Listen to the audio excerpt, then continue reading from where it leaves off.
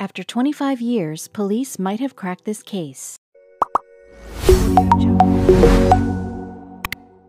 Teachers Stan and Denise welcomed their eldest daughter Kristen into the world back in 1977. The couple was in Europe on business. At the time, they were working with the children of servicemen, so Kristen was born in Augsburg, Germany. However, the family moved back to the United States and lived in Stockton, California. According to her parents, Kristen was ambitious and adventurous from a very young age. She was so loving and caring, especially when her little brother and sister came along. Even as a child, she showered her siblings with attention. She was family-oriented and developed a love for travel. She enjoyed planning little trips for her family. The older she got, the more Kristen used her vacation time to get out and see different parts of the world. For example, when she was in high school, she went to Venezuela and sharpened up her Spanish skills. She just loved to experience different cultures. Kristen landed a wonderful job in Hawaii, where she worked as a lifeguard at a camp in 1995, just 1 year before she disappeared. June of that year, Kristen also graduated from Stockton's Lincoln High School, and she was ready for college. She traveled south to San Luis Obispo to attend Cal Poly and begin her college education. She was a beautiful, ambitious student with her whole life ahead of her. Sadly, her dreams and life got cut tragically short.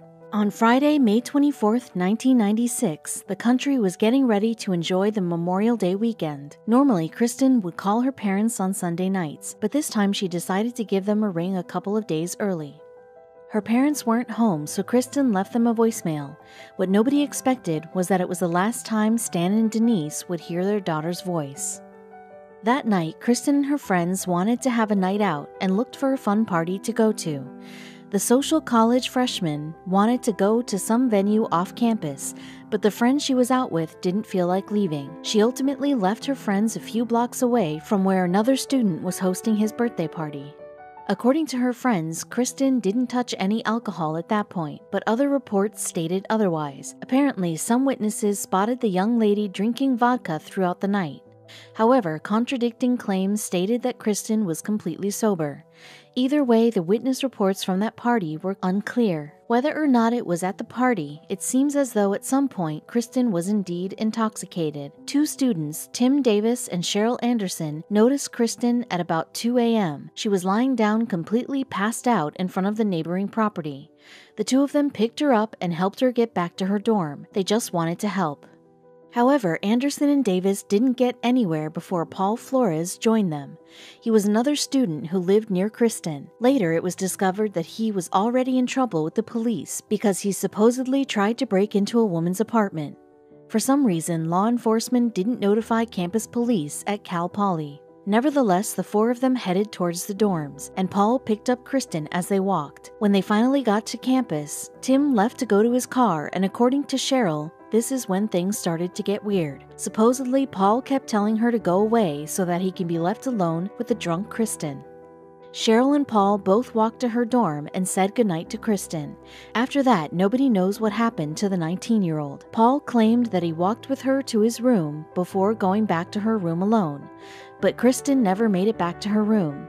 Initially, her friends weren't too worried. They were kind of wondering why she didn't show up for breakfast for 2 days in a row, but they thought she was safe. They didn't consider that something might have happened to her. Kristen's roommate, Crystal Calvin, spent the weekend away, and when she got back on May 27th, the real panic was raised. Crystal was confused when she noticed that all of Kristen's things were placed exactly where they were placed when she left on Friday evening. The most concerning part was that no one had any clue where the young college student was. Crystal asked everyone in the dorm if they noticed her around, but no one could remember seeing her in days. Subsequently, Crystal contacted the campus police. Since it was Memorial Day weekend, things were moving slowly. A lot of the students go away for long weekends. The officers figured Kristen was probably one of them. Investigators contacted her mother, who confirmed that Kristen did not come home. That's when they realized they have a missing person on their hands. The next day, a campaign was launched by Kristen's family and friends to help find the missing girl. The police on campus, as well as in San Luis Obispo, began an official investigation. But it was almost a week after the party when they finally started questioning students. Among the students who got interviewed were Cheryl Anderson, Tim Davis, and Paul Flores. At the time of questioning, it was obvious that Paul had a black eye. When detectives asked him how he got it, Paul claimed the injury happened during a basketball game. A teammate later denied this statement. Despite the bizarre circumstances and their strong suspicions, campus authorities never searched Paul's dorm room. The college police admitted defeat weeks later and asked for help from the San Luis Obispo district attorney. As the investigation continued, Paul was looking more and more suspicious. He told different stories about how he obtained the black eye on various occasions. He was also noticeably reluctant to take a polygraph test. The investigation into Kristen's disappearance proceeded, and Paul left San Luis Obispo for the summer to spend time with his parents. Once he was gone, police brought cadaver dogs to search his room. Apparently, the dogs gravitated toward the mattress, in particular, suggesting something terrible might have happened in the Cal Poly dorms. Another piece of strong evidence was found in Arroyo Canyon, about 17 miles from the Cal Poly campus. Reportedly, Paul's parents owned property there, and it was empty at the time Kristen disappeared. But in the past few weeks, a new tenant had already moved in. One day, she found an earring in her driveway. Since she was aware of the link between the home and the missing girl, the tenant gave the abandoned earring to the detectives. Frustratingly, it was mysteriously misplaced. After hearing the description of the earrings, Kristen's mom, Denise, was certain it was her daughter's. No matter how much family pressured the police, this essential piece of evidence was strangely never found. 6 months after Kristen went missing in November 1997, her family accused Paul Flores of wrongful death in court. The suspicious young man continued to deny playing a role in this strange mystery.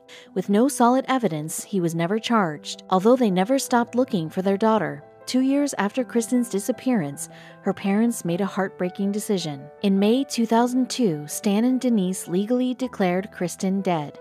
By that point, a new law came into play, known as the Kristen Smart Campus Security Act. It mandated improved communication between local law enforcement and campus police. Unfortunately, that policy came too late to save Kristen's seemingly botched case. 17 years after the law was introduced, investigators discovered a new lead in the cold case. With the assistance of cadaver dogs, police searched an area located next to Kristen's dorm. Reportedly, several interesting items were found during the search. However, details regarding the results weren't released yet. But in September 2019, Kristen's case returned to the spotlight, thanks to musician Chris Lambert. During an episode of his podcast, Your Own Backyard, Lambert discussed allegations that the missing teenager was buried under the concrete of that home Paul's parents owned. Supposedly, witnesses even heard beeping from the Arroyo Grande property yard, and it was around the same time Kristen's alarm would go off. Lambert also mentioned that there had been a number of reports from women who say they have been assaulted or harassed by Paul.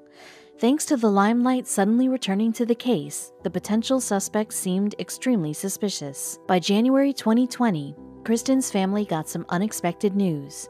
It was reported by California newspaper The Record that Denise Smart was told by the FBI that she might want to get away for a while. Apparently, a big break in Kristen's case was about to come to light. Understandably, the family anxiously awaited to hear the news. Is it really possible that this case can finally be closed after all these years? In the January 18th article, Denise stated, "I wish I knew when the break is going to come because it's very anxiety-producing. It's like, can you give me the flight plan? When is this happening?" Just a few days later, a statement was released by Kristen's family that appeared to contradict previous claims. The Smart family clarified that it wasn't the Bureau who reached out to them, it was a retired FBI agent who was a friend of the family. They went on to say that there is no expected announcement related to Kristen's disappearance. It was delayed by authorities. I can only imagine what this poor family has gone through. They already lost their daughter. They just want to know what happened to her. But all of that changed exactly 1 week later. On January 29th, a press conference was issued by the San Luis Obispo County Sheriff's Office, confirming a development in the Kristen Smart case. At this point, detectives supposedly had their hands on 2 trucks that the Flores family owned at the time of Kristen's disappearance. In the press release, law enforcement did acknowledge that they had 2 vehicles in their possession. However, they didn't say how long they have had them for. Still, they explained how since the new sheriff took over the investigation in 2011, there have been developments in the case. According to the police department, throughout the last 9 years, 18 search warrants related to the case were executed. In addition, police claim to have traveled to 9 different areas to look for physical evidence that may lead them to solve this tragic case. At the same time, detectives re-examined all the statements and information that they already had on record. Since technology has significantly improved since the 90s, 37 items and evidence were sent for DNA testing. Officers stated that due to this process, since 2011, they were able to acquire 140 pieces of additional evidence. On top of that, investigators conducted over 90 interviews and documented over 360 new reports. Police estimated that about 7,500 hours and $62,000 were spent on trying to solve this case. In their statement, law enforcement didn't bring up any dramatic revelations, but a big announcement was about to come.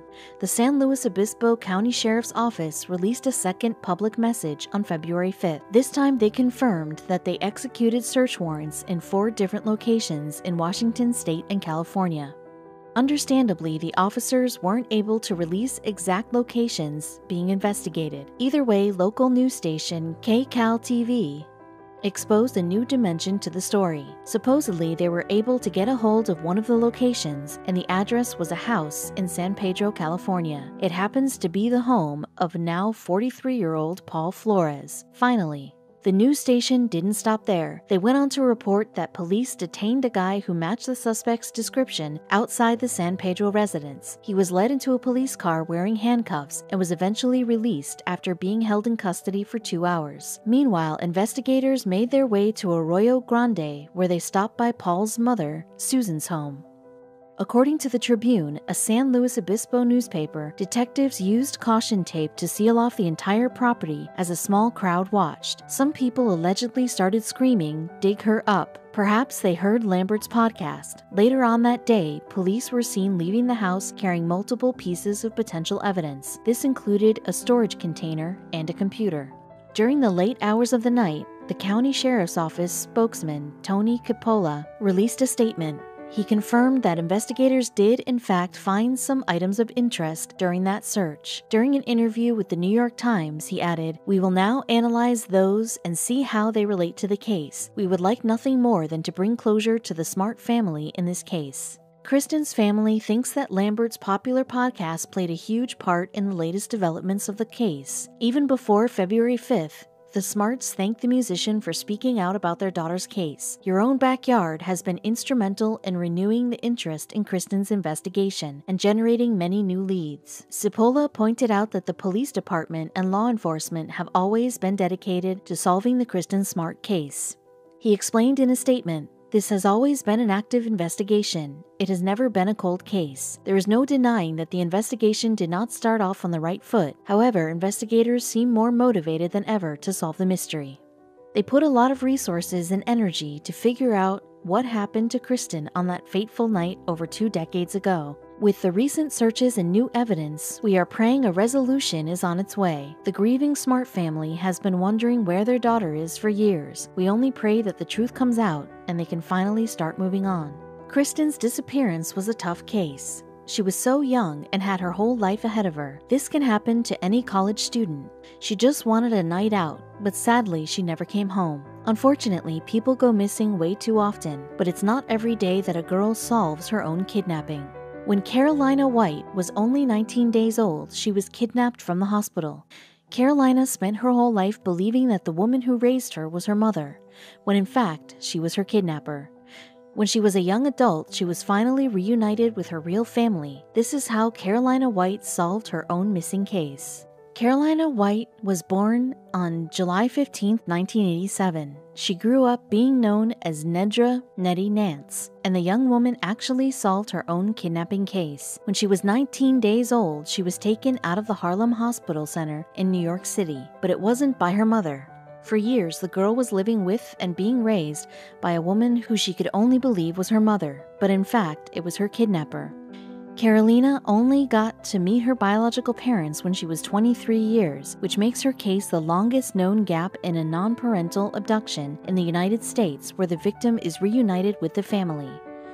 Yes, it's incredible, and yes, it's a story for the movies. In fact, Carolina's story was made into a television movie on Lifetime called Abducted, The Carolina White Story. Nettie Nance, now 33 years old, and it's been 10 years since her story made headlines and she was able to meet her real parents. She too is a parent, and in her words, "If it wasn't for me getting pregnant, this would never have come out." What Nettie is referring to is the dramatic discovery she made that completely upended her life. She spent a lot of time and energy both embracing this revelation as well as trying to wish it away. In 2004, when Nettie was a senior in high school, she lived in a poor neighborhood in Bridgeport, Connecticut, when she found out that she was pregnant. By that fall, she couldn't hide it anymore, nor did she want to. She was excited to be a mom. Her cousin, Brittany, was also pregnant, and they spoke about being mothers together. But Nettie needed prenatal care, and to get free services from the state of Connecticut, she had to show her birth certificate, and that's when the story really began. Her father, a man named Robert Nance, was an occasional drug dealer who only saw Nettie from time to time. It was her mother, Ann Petway, who did all the raising and support. But when the time came one day when Nettie asked her mother for her birth certificate, Ann just brushed it off. She said she was going to handle it, Nettie recalled. But Nettie got tired of waiting, so she looked through her mother's things, and she found something. Nettie found a document with her name and birth date on it, and she looked into the Bureau of Vital Statistics in New Haven. The clerk, however, couldn't find her records. Nettie wasn't happy, and when she pressed on, a supervisor even accused her of trying to assume a fake identity. The supervisor told the pregnant teenager that if she kept trying to pass off this document that she has as an ID, she might be arrested. Nettie was furious. "Keep it," she said to the woman, and stormed out of the office. When she got home, she told her mother what happened. Anne just shook her head and said, "I told you I was going to handle everything." Soon after, the Department of Children and Families called looking for Nettie's mother. Nettie wasn't in the know of their conversation. For all she knew, they told her that without proper ID, Nettie needed to enter their system and become a ward of their state. But whatever it was that they spoke about, Anne told Nettie several days later, before she was leaving for work, that she wanted to talk to her when she came home. When Anne came home that evening, she went straight up to Nettie's room, sat down on her bed, and started crying. In her whole life, Nettie never saw her mother shed even one tear. "What are you crying for?" Nettie asked her. "Your mom left you," Anne told her, "and she never came back." It was the first time Nettie was told a lie that completely changed her life. It wasn't until a full 7 years later that Nettie learned the rest of the story. She would eventually learn that her real name was Carolina White and that she was abducted as a newborn, 19 days after her birth, from Harlem Hospital, only to never be seen again. And perhaps most shocking of all was for Nettie to realize that this woman she called Mom wasn't even her mother. Not only was Ann Petway not Nettie's real mother, but according to the police, she was her kidnapper. So who are her real parents? Their names are Joy White and Carl Tyson. And the couple had been the first among their friends to have a baby. The year was 1987. Carl was 22, a trucker who worked nights in a parking garage. Joy was 16 and still in high school. They each grew up in Harlem housing projects nearby one another. They had been dating for a year when Joy called Carl up at work one day, telling him that she felt sick. The pregnancy clearly wasn't planned, but the couple chose to stay together. Their baby girl, Carolina, was born at Harlem Hospital on July 15th and weighed a healthy 8 pounds. Joy had the help of her mother, who took care of the baby at her home. Carl would come by every night after his shift, but on August 4th, when Carolina was just 19 days old, she developed a dangerously high fever. Joy and Carl took the baby back to the hospital that she was born in. As they came in, Carl remembers being directed by a heavy-set black woman who looked to be in her 20s, wearing a nurse's uniform. Carl didn't really think twice about it at the time, but he looked for her name tag and couldn't find one. The doctor told the couple that they wanted Carolina to spend the night at the hospital for monitoring, and so Carl searched for a phone so they could call their mothers. When he looked down the hall, he saw the young woman in the nurse's uniform talking with Joy. "The baby doesn't cry for you, you cry for the baby," is what the nurse told Joy. In essence, she was telling Joy that the baby was fine, that it was Joy who needed help. Carl remembers thinking it was a strange way to console a young mother. The couple then left the hospital together at around 12:30 a.m., at the same time as the nurse's shift change. Carl then took Joy to her mother's apartment, and he went home and went to sleep. Carl's phone rang at about 6 a.m. It was the police calling from Joy's mother's apartment. A detective told him that Carolina was missing. Joy grabbed the phone and screamed, "Please get here." When Carl got there, police cars were everywhere and detectives crowded the hallways. Little did either of them know that last night was the last time they would see their daughter. Inside the home, Joy was in a state that any mother would be in after hearing such news. She was in pieces, sobbing, and soon Carl was too. The hospital learned that Carolina was gone at 3:40 a.m., and whoever took her unhooked her IV tubes and left without being seen. The hospital claimed, though, that the baby was being checked every 5 minutes. The police believed that the kidnapper knew the hospital routines really well and knew to take Carolina at just the right window of time. They suspected a heavy-set woman whose staff members had seen around the hospital for the last few months. The woman wasn't a nurse, the hospital said, but passed as one, even convincing other nurses that she belonged there. It was the woman Carl noticed right away. Joy remembered that strange remark the woman had told her that night in front of the hospital room. She was trying to get rid of me, Joy later said, so she could take my baby away from me. For a while, police thought they had a suspect, a 31-year-old woman by the name of Lucy Brockington. She was already wanted for car theft and fit the description. Detectives even tracked her down in Baltimore and questioned her, but they ultimately decided that she had an alibi. And unfortunately, after that, they had nothing. There was no sign of the woman nor the baby. Carolina White was gone, and her parents were in shambles. Joy was out of school for a year and had to take anti-anxiety medication to get through the day, also going to therapy several times a week. Carl said he would hardly eat. I was angry with everyone. My temper was short. He would go over that night at the hospital over and over again, asking why Joy didn't just stay at the hospital. He asked himself, why didn't I stay? His presence only reminded Joy of Carolina, as did hers for Carl. It was so much to handle, Carl recalled. They ended up breaking up about a year after Carolina vanished. It would take more than 2 decades, but Carl would later say, I always felt that my daughter was going to come back. I didn't know when, but I knew. Joy was the same way. She always had that feeling. Carl, who's large with bright eyes and caramel skin, has a resemblance to Nettie that is unmistakable. Ann Pettaway grew up in the East End of Bridgeport. She went to Warren Harding High School, the same high school that Nettie would go to.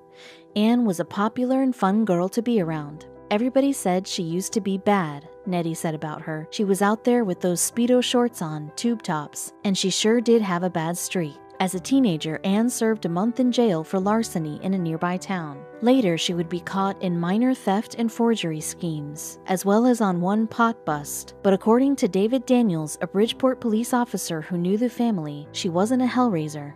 In 1987, the year Nettie was born, Ann told her friends and family that she was pregnant. Everyone figured the father was the boyfriend she had been seeing on and off, a man named Robert Nance. One of Ann's younger sisters, Cassandra Johnson, later told the National Center for Missing and Exploited Children that the first time she saw Ann with a baby was when Ann arrived with the infant one day on a Metro North train. One of Ann's cousins said that Ann left town for a period of time, and it seemed as though no one that Ann knew was with her when the baby was born. She has no witnesses of her giving birth, and considering her weight, they also couldn't tell that she wasn't indeed pregnant. People just assumed that she went away to give birth and came back. For whatever reason, Ann wanted a child and felt that her only option was to take someone else's. Sadly for Joy and Carl, that child was theirs, and Nettie would spend the first 23 years of her life thinking the woman who raised her was her mother. But Ann was far from the ideal mom. In January of 2011, when the story got out of the alleged kidnapping, Nettie told the New York Post all about her mother. She said that Ann was an addict who was often in a drug haze. There were always drugs lying around. I used to see weapons. When Ann came down from one of her highs, Nettie would run out of the house before Ann became a monster again. Nettie came clean with everything that she endured living in a home with this woman. But despite the absolute injustice and heartbreak, Nettie said that she is more forgiving, even saying that everything that happened in her childhood was standard for where she grew up. Growing up in an urban family, she told the interviewer, you were going to get beat no matter what it was. As sad as the story is, Nettie doesn't like to call it abuse. That's what people want to hear, the sob story. But I wasn't abused. Everything that an average person would have, I had. Believe it or not, she considers Ann as responsible but remote. Never cruel to her, but not exactly tender either. Despite all the drugs and mood swings, Nettie still had this to say about Ann. I'm not going to say she was the best mom ever, but she did what she had to do to make me who I am. She was strict, but she was cool. All my friends used to say she was a cool mom. Anne did support Nettie, though, by working as a janitor at a local civic center. Until she started high school again, Anne sent Nettie to live with her own mother, Mary, during the weeks. Mary lived in a slightly better part of town, which meant Nettie could go to a better school. Then, when Nettie was about 10 years old, Anne had a baby, a boy named Trevin. Nettie spent a lot of childhood with her cousins and aunts, and was especially close to Anne's sister, Cassandra, who she called her bestie. There was at least one cousin who admitted that people in the family would speculate behind Anne and Nettie's back about the discrepancy about their looks. Anne was dark-skinned, but Nettie was light. Nettie remembers looking at pictures of Anne later on to see if they had any resemblance whatsoever. "Everybody called me Little Anne," she said, "but I didn't see a resemblance." Anne recalls the moment when Anne confessed to Nettie that she wasn't her mother. "My whole stomach just turned up," Nettie said. All these thoughts and questions went through her head, like, what are you saying? What the hell are you talking about? This is not my family? That's not my grandmother downstairs?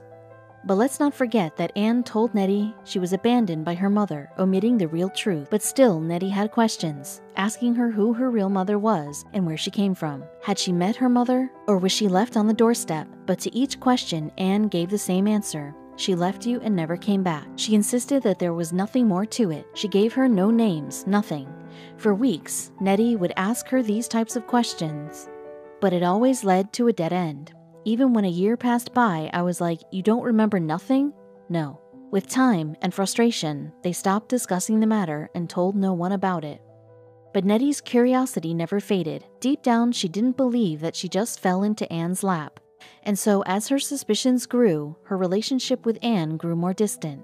Nettie asked the caseworker from the Department of Children and Families if her DNA could be cross-referenced with the DNA database of missing children. But she was told that's TV stuff. Robert Nance, her father, was in jail at the time on a sexual assault charge and called Nettie after an investigator visited him. Nettie took the opportunity to ask him what he knew about her mother. He told her that he and Anne weren't together when she was born. If Nettie wasn't his and Anne's, he told her, then he wouldn't have known. Nettie's daughter, Samani, was born in 2005. Nettie still got her high school diploma and got a job as a motel desk clerk. When Samani turned 1, she moved into her own place, and by 2009 she moved to Atlanta, where her aunt and bestie, Cassandra, moved a few years prior. Nettie then found work in a hair salon, did a little modeling, and still had dreams of being in the music industry. Anne would send cards and gifts to Samani. Eventually, Nettie told Cassandra about her secret, and Cassandra encouraged Nettie to keep searching for her birth mother.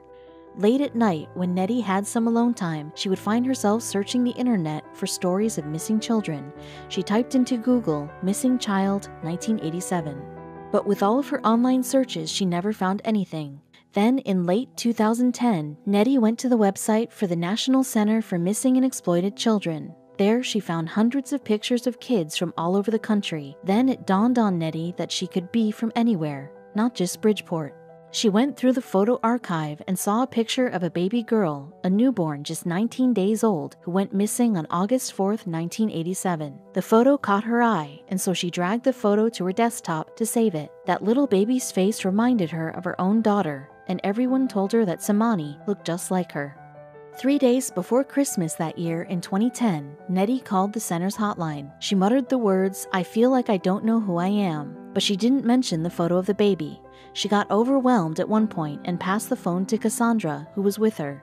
She was agitated, the center's president, Ernie Allen, said. She talked about how she'd been trying to get information about her identity for 5 years. My sense was that this was almost a call of desperation. In that call, Nettie revealed her suspicions about Anne. In Ernie Allen's words, she said she believed the woman known to her as her mother abducted her near the time of her birth. Cassandra reminded Nettie of a birthmark she has on her right arm, which was a detail the center used to cross-reference its records of missing children. We ultimately narrowed the search to 2 cases, Allen said, and one of those was Carolina White. The forensic unit compared Nettie's baby photos with the photo of Carolina when she was 19 days old. They appeared to be a match. There was nothing to suggest this was not Carolina, Allen said, and just after Christmas, the center called Joy and Carl. Joy was at work. She got an email with photos of Nettie. She screamed and cried out. Both of them were adamant, saying this was their daughter, Allen recalled. The center then contacted the NYPD's Missing Persons Unit. Before even getting the DNA testing from Nettie, Carl, and Joy, Nettie decided to call Joy. The first conversation ever between this mother and daughter was on speakerphone with all of Joy's sisters. One of the aunts shouted, "Come home!" Nettie had tiny doubts that this wasn't her real family, but once Joy mentioned the birthmark, Nettie was overwhelmed. I said, "Wow, this is real now." Nettie then called Carl, which was more awkward, but she was still happy to connect them. For 2 weeks, Joy and Carl spoke with Nettie often. "We're talking, and all of a sudden, she's calling me Dad," Carl said, and I'm sitting there saying to myself, I can't believe it. This is my daughter. That's my firstborn. And Joy would be trying to call, too, and so she would say, "Dad, Mom's on the phone." And I was like, this girl is calling us Mom and Dad.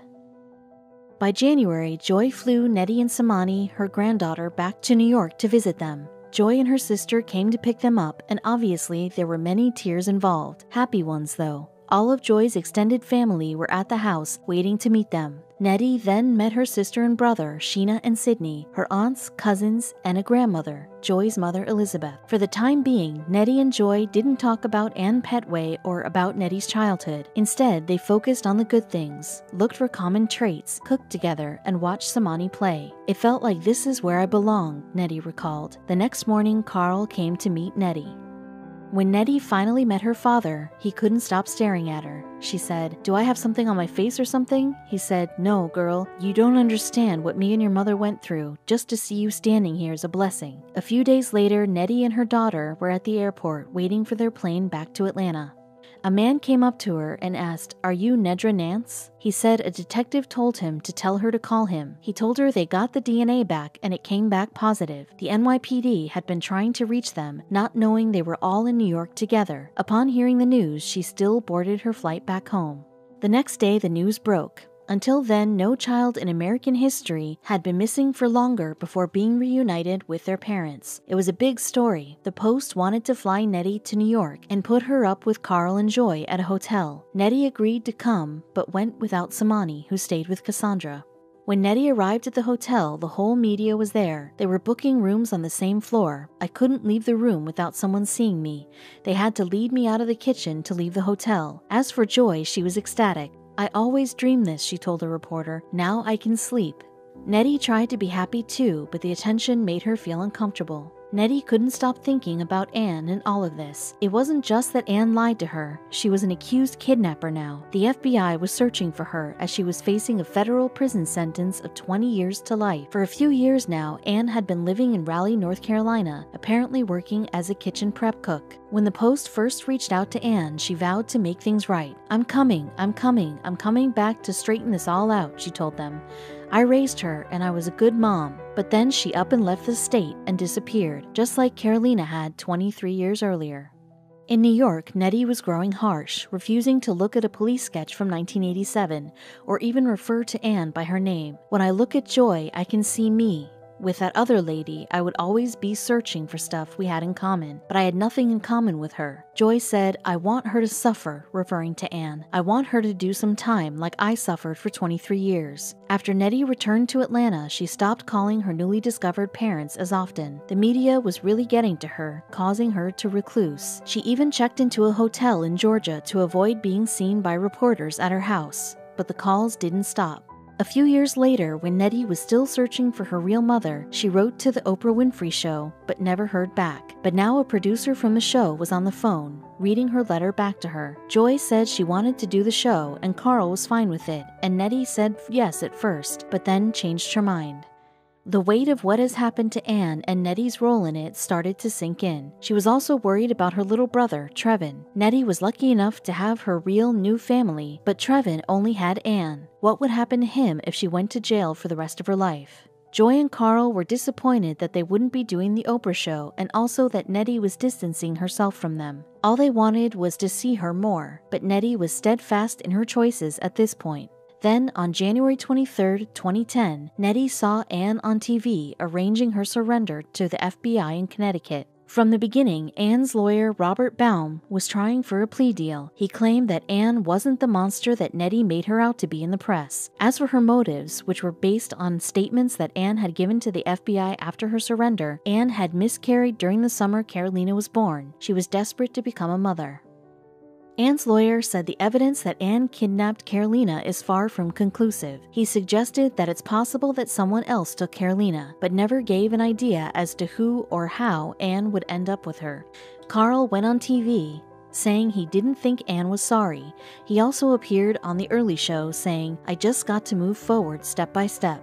Joy, on the other hand, went on Today saying Nettie was actively distancing herself from both her and Carl. "I was on such a high when I first reunited with my daughter, and it really hurts me that it's about money." She was referring to the reports that surfaced of a trust fund. In 1988, a year after Carolina went missing, Carl and Joy sued the city for $100 million. In 1992, they finally reached a settlement of $750,000, which each parent's share later reduced to $162,643. Carl and Joy then agreed to put half of their shares, a total of $162,000, in a trust fund for Carolina, in the case that she would return before her 21st birthday. But in 2008, after no sign of Carolina, the trust was liquidated, and Carl and Joy collected what they put in.